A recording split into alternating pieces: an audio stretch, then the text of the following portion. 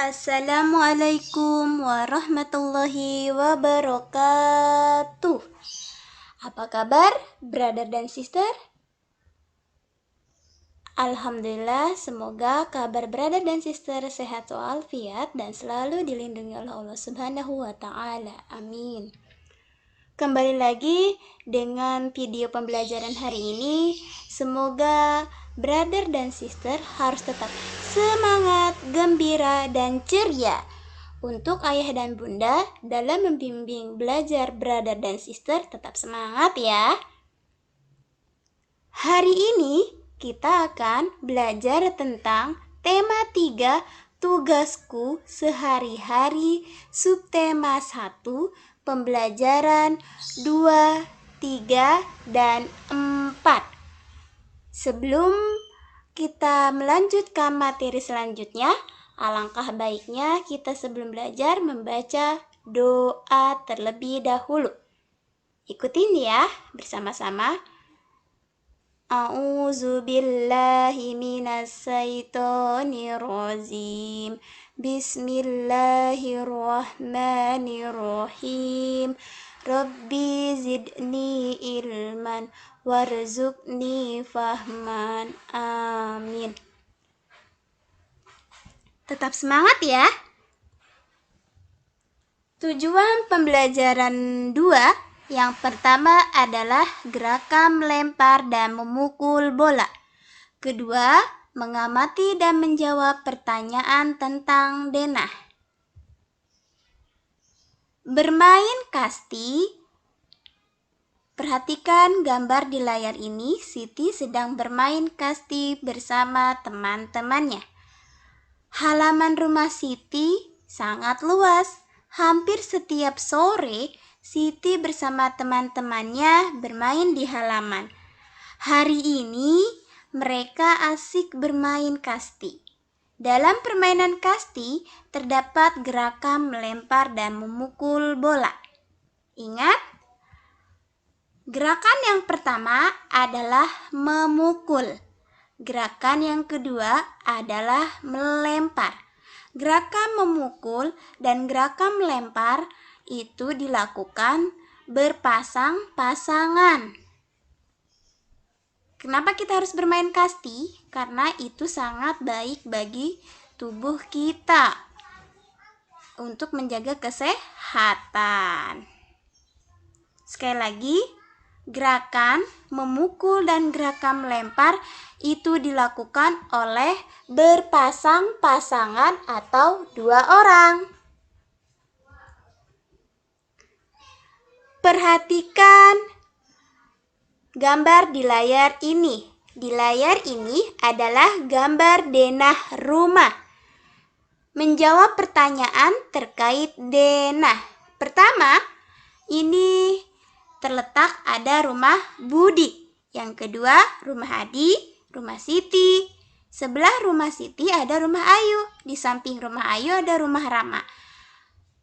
Nama jalannya adalah Ki Hajar Dewantara. Ada Posyandu. Di samping Posyandu ada rumah Bayu. Di samping rumah Bayu ada musola serta toko dan pos kamling. Perhatikan, berdasarkan denah di atas, lengkapi petak-petak yang kosong. Sebelah kanan masih kosong. Di manakah ya rumah Ayu atau di manakah rumah Siti? Setelah kita mengamati denah rumah, mari kita menjawab pertanyaan yang kosong. Yang pertama, di sebelah kanan ada rumah Adi serta rumah Siti. Dan di sebelah kiri ada rumah siapa ya? Ada rumah Ayu. Di depan rumah Siti, depannya apa? Ya, betul, adalah musola. Ini adalah terkait dengan denah rumah atau lokasi. Sekarang kita ke pembelajaran 3. Di dalam pembelajaran 3, kita mempunyai 2 tujuan pembelajaran. Yang pertama adalah tugas di rumah. Yang kedua, mengenal dan membandingkan nilai uang kertas. Perhatikan teks berikut ini berjudul dengan tugasku di pagi hari. Siti anak yang rajin. Setiap pagi Siti bangun sendiri. Siti berlangsung merapikan tempat tidur. Siti, Ali, ayah dan ibu kemudian berkumpul untuk melaksanakan ibadah sholat subuh. Ibu memasak sayur untuk sarapan. Siti membantu ibu menyiapkan sarapan. Ayah mencuci sepeda motor. Ali membantu ayah. Ini adalah tugas di pagi hari di rumah Siti. Setelah kita membaca teks, langkah baiknya kita mengerjakan soal sesuai teks yang sudah kita baca tadi. Yang pertama, Siti menyiapkan sarapan. Yang kedua, ayah mencuci sepeda motor. Yang ketiga, ibu mencuci sayuran. Ini namanya mempasangkan atau menjodohkan pertanyaan sesuai teks yang sudah kita baca tadi. Paham? Alhamdulillah paham. Kita lanjutkan ya. Yang terakhir, Ali mengelap sepeda motor. Sekarang kita belajar tentang mengenal pecahan mata uang kertas. Ini adalah uang kertas yang terdiri dari Rp1.000 sampai Rp100.000. Yang pertama, ketika kita mau menuliskan pecahan uang kertas 1.000, kita harus menulis diawali dengan Rp 1.00, nolnya ada 3 kalau 1.000, 00, dibaca Rp1.000. Yang kedua, uang kertas Rp2.000. Ketika ditulis, harus menggunakan Rp terlebih dahulu. Yang di depan, Rp 2, nolnya ada 3,00. Di belakang dibaca Rp2.000. Yang ketiga, ini adalah mata uang kertas bernilai Rp5.000. Ketika kita tulis sama seperti mata uang 1.000 dan 2.000, Rp 5, nolnya ada 3,00. Dibaca Rp5.000. Selanjutnya ada mata uang kertas Rp10.000. Ketika kita ditulis Rp 10, nolnya ada 3, di belakang 00, dibaca Rp10.000. Selanjutnya ada mata uang Rp20.000. Jika ditulis sama hal seperti mata uang kertas 1.000, 2.000, 5.000, 10.000. Sekarang kita ditulis menggunakan Rp terlebih dahulu. 20 titik, nolnya ada 3,00, dibaca 20.000 rupiah. Selanjutnya ada mata uang kertas bernilai 50.000 rupiah. Jika ditulis Rp 50 titik, nolnya ada 3,00, dibaca 50.000 rupiah. Yang terakhir ada mata uang bernilai 100.000 rupiah. Jika ditulis sama hal seperti mata uang 50.000 rupiah, ditulis dengan Rp 100 titik, nolnya ada 3,00, dibaca 100.000 rupiah.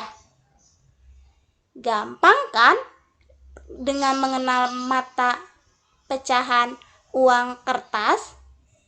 Ini adalah mata uang kertas. Jika ditulis harus menggunakan Rp terlebih dahulu. Apa itu Rp? Rp itu rupiah. Rp itu adalah Bank Indonesia. Kita lanjutkan ya. Sekarang, setelah kita mengenal mata uang kertas, sekarang kita membandingkan pecahan uang. Ingat, di dalam membandingkan pecahan uang, membandingkan benda, membandingkan orang, itu mempunyai 3 syarat. Yang pertama, lebih besar daripada, lebih kecil daripada, atau sama besar. 100.000 jika dibandingkan dengan mata uang 50.000, manakah yang paling besar? Ya, betul. Yang paling besar adalah 100.000. Bagaimana dengan membandingkannya? Perhatikan, uang 100.000 rupiah lebih besar daripada 50.000 rupiah. Paham? Yuk, kita lanjutkan. Perhatikan baik-baik. Di sini ada mata uang bernilai 1.000 rupiah dengan, ini namanya uang koin senilai 200 perak. Manakah ya mata uang yang paling besar? Ya, tentu saja mata uang yang paling besar adalah 1.000 rupiah. Jika ditulis bagaimana dengan membandingkannya? Perhatikan di bawah ini. Uang 1.000 rupiah lebih besar dari 200 rupiah. Yang kedua, ada uang 1.000, mata uang 1.000 atau uang kertas 1.000 dan uang kertas 2.000. Jika dibandingkannya, manakah yang lebih kecil? Ya, tentu saja adalah 1.000 rupiah.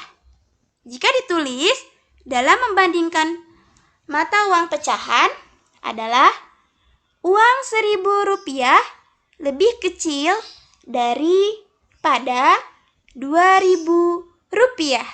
Yang terakhir, di sini ada mata uang senilai 5.000 dan 1.000. Manakah yang paling besar?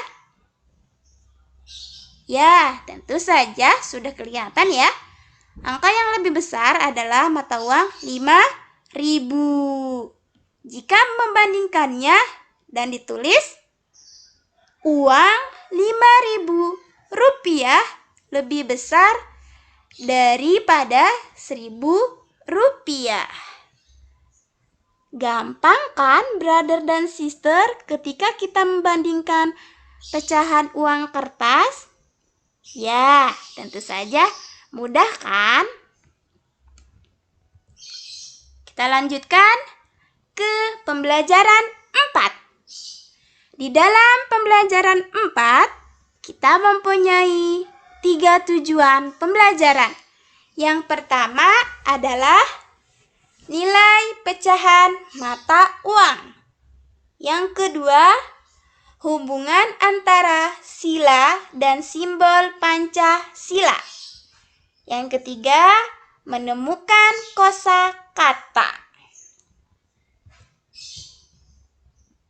Perhatikan teks berikut ini berjudul Siti Membantu Ibu Berbelanja. Ingat, di dalam bahasa Indonesia, judul itu terletak di atas kalimat. Ini adalah namanya judul atau disebut dengan judul teks. Siti membantu ibu berbelanja. Perhatikan baik-baik. Setiap hari Minggu pagi, Siti dan ibu berbelanja. Ibu berbelanja sayuran dan buah. Ibu membeli bayam, wortel, tempe, dan buah mangga. Siti membantu ibu membawa belanjaan. Setiap belanjaan harganya berbeda-beda. Nah, ketika di pasar, barang yang kita beli, belanjaan itu pasti berbeda-beda harganya. Perhatikan gambar yang kedua. 1 ikat bayam itu seharga Rp1.000. 1 potong tempe seharga Rp2.000. Namun berbeda dengan 1 kilo mangga harganya Rp5.000.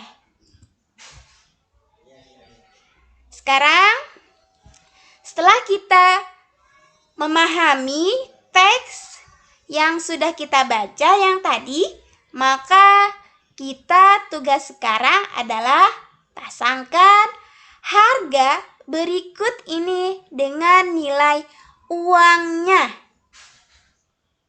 Manakah ya? Harga mangga berapa tadi? Ya, betul. 1 kilo mangga harganya Rp5.000. Kita akan tugasnya adalah menarik garis ke sini. Ini namanya menarik garis. Yang kedua, 1 ikat bayam harganya Rp1.000. Maka kita akan tarik garis Rp1.000 ke sini. Yang terakhir, 1 potong tempe harganya Rp2.000. Maka kita akan tarik garis Rp2.000. Kita pasangkan, tarik garis ke dengan nilai mata uangnya. Di sini Rp2.000. Paham kan, brother dan sister, untuk memasangkan harga atau menarik garis sesuai barang belanjaannya. Sekarang kita lanjut.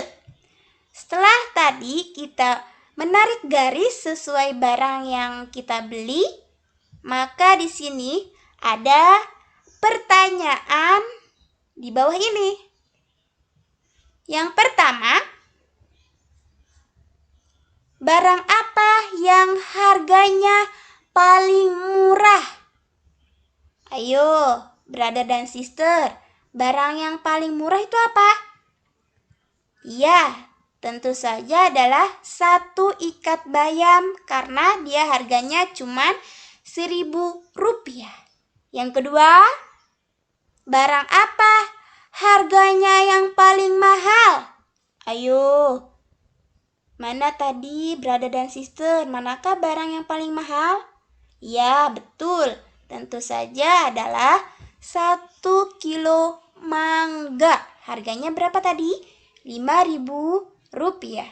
Yang terakhir, atau nomor 3, urutkan barang-barang di atas dari yang harganya paling murah. Berarti kita mengurutkan barangnya yang paling murah terlebih dahulu. Yang pertama sudah ketahuan kan? Ya, 1 ikat bayam, 1 potong tempe, 1 kilo mangga. Ini bukan 1 potong ayam ya, tapi 1 potong tempe. Nah, di sini ada perbedaan antara anak-anak dan orang dewasa dalam hal olahan mangga. Di sini mangga adalah buah yang paling banyak vitaminnya bagi tubuh kita. Di dalam mangga terdapat vitamin C. Ketika kita meminum atau memakan buah mangga setiap hari, maka tubuh kita akan menjadi lebih sehat dan menjaga stamina daya tahan tubuh dalam tubuh kita. Di sini ada perbedaan antara anak-anak dan orang dewasa dalam hal olahan mangga. Yang pertama, anak-anak minum jus mangga. Pasti brother dan sister sukanya minumnya jus mangga. Yang kedua, orang dewasa itu disebut dengan kayak semacam ayah, ibu, kakak, nenek, paman, itu namanya orang dewasa. Ketika makan buah pasti senangnya dengan potongan buah mangga. Nah, ini ada tabel tentang anggota keluarga. Yang pertama, ini ayah. Ayah sukanya makan potongan buah mangga, maka kita akan diberi centang di sini. Sedangkan Ali, dia kan sebagai anak-anak, kita tulis diberi centang di sini. Ibu sama seperti ayah, dia sukanya ketika makan buah mangga adalah potongan buah mangga. Kita checklist di sini. Dan terakhir ada Siti. Siti sama seperti Ali, dia sukanya meminum jus mangga. Nah, sekarang kita menyusun kata-kata menjadi kalimat. Yang pertama, di sini ada contohnya. Di pasar, ini masih posisinya acak-acakan, belum kita susun menjadi sebuah kalimat. Di pasar membeli Siti wortel. Kalau kita susun menjadi sebuah kalimat seperti apa ya? Pertama, kita tulis adalah Siti, lalu membeli, lalu wortel, dan terakhir adalah di pasar. Siti ini sebagai subjek, membeli itu sebagai objeknya, di pasar itu sebagai predikatnya atau disebut dengan keterangan tempat. Yang kedua, belanja, membantu Siti ibu. Ini posisinya masih acak-acakan. Kita susun menjadi sebuah kalimat. Yang pertama sudah pasti kita tulis Siti membantu ibu belanja. Siti membantu ibu belanja.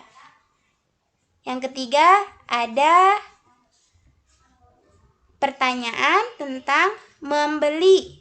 Ibu buah di pasar mangga. Maka ketika kita menyusun sebuah kalimat, yang kita tulis adalah nama orang terlebih dahulu. Mau dia Siti, mau dia ibu, ayah, kakak, maka kita akan tulis di depannya terlebih dahulu. Ibu membeli buah mangga di pasar. Yang terakhir, garam Siti di toko membeli.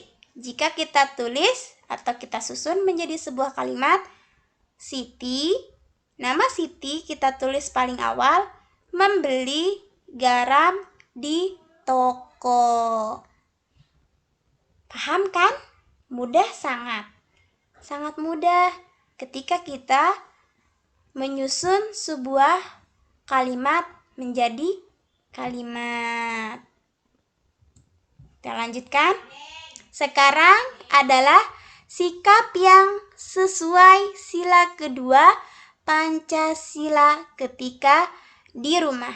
Yang pertama, saling membantu. Contohnya, membersihkan rumah, memasak. Kalau di sekolah, membantu teman, membantu ibu guru di sekolah. Yang kedua, saling menyayangi. Nah, ketika kita di rumah, sikap yang sesuai dalam sila kedua Pancasila adalah saling menyayangi.